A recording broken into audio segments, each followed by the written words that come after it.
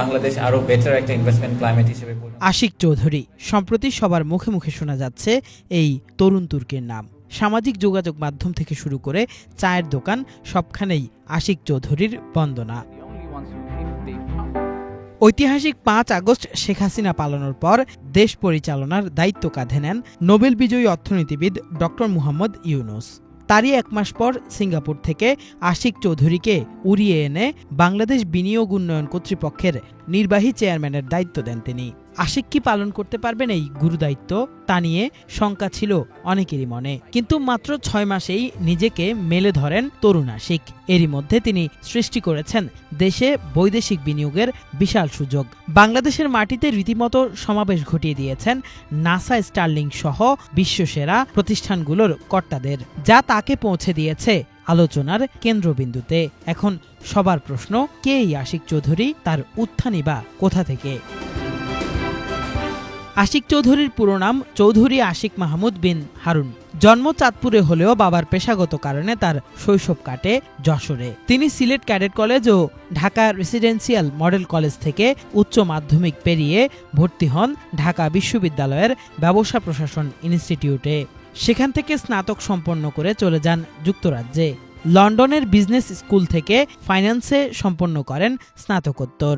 In 2035, how would Bangladesh look like? ২০০৭ সালে British American টোবাকোতে আঞ্চলিক officer হিসেবে কর্মজীবন শুরু করেন আশিক চৌধুরী। তারপর তিনি যোগ দেন স্ট্যান্ডার্ড চার্টার্ড ব্যাংকে।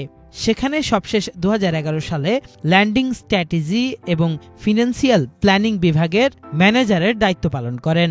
দ্য বেঞ্চ নামে বাংলাদেশের প্রথম স্পোর্টস বার প্রতিষ্ঠার অন্যতম উদ্যোক্তা এই আশিক। ২০১২ সালে লন্ডন আমেরিকান এয়ারলাইন্সের ফিনান্সিয়াল ও স্ট্র্যাটেজিক অ্যানালিস্ট হিসেবে যোগ দেন তিনি। একই সঙ্গে বাংলাদেশ ইউনিভার্সিটি অব প্রফেশনালসে ভিজিটিং প্রফেসর হিসেবেও কর্মরত ছিলেন আশিক চৌধুরী। ছিলেন গ্রামীণ টেলিকম ট্রাস্টের উপদেষ্টাও। তারপর যোগ দেন এইচএসবিসি বাংলাদেশে। পরবর্তীতে সিঙ্গাপুরের এইচএসবিসিতে চলে যান তিনি।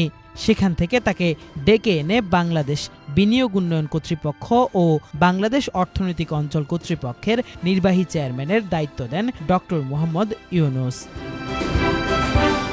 এ বিষয়ে আশিক চৌধুরী তার ফেসবুক আইডিতে লিখেন, সেপ্টেম্বরের মাঝামাঝি এক দুপুরে প্রফেসর ইউনুস হঠাৎ ফোন করে বললেন, আশিক, দেশের মানুষের সেবা করার সুযোগ পাওয়া গেছে, আসবা নাকি? আমি নন্দিনীকে জিজ্ঞেস না করেই রাজি হয়ে গেলাম।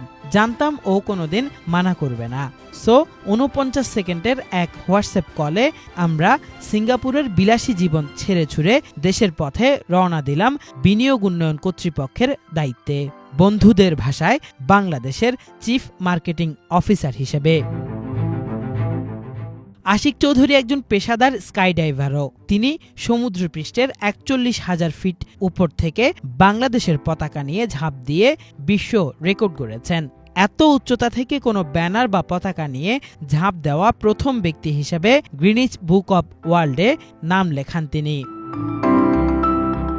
আশিক চৌধুরী যেভাবে দেশের পতাকাকে ৪১,০০০ ফুট উচ্চতা নিয়ে গিয়েছিলেন, খুব অল্প সময়ে দেশের অর্থনীতিকেও তেমন উচ্চতায় নিয়ে যাবেন, সেই প্রত্যাশা এখন দেশবাসীর। কিফায়েত শাকিল, বাংলা ভিশন, ঢাকা।